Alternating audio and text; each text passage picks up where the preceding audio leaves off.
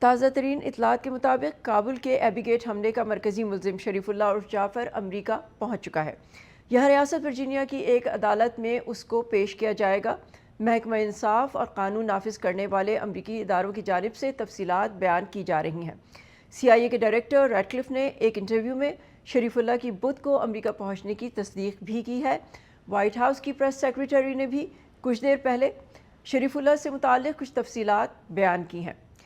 بتایا گیا ہے کہ ایبی گیٹ حملے کے ذمہ داران کو جواب دہ ٹھہرانا صدر ٹرمپ کی انتخابی مہم کا ایک وعدہ تھا، اور صدر ٹرمپ اس واقعے کے 4 سال بعد متاثرہ خاندانوں کو انصاف دینے میں کامیاب ہو گئے ہیں۔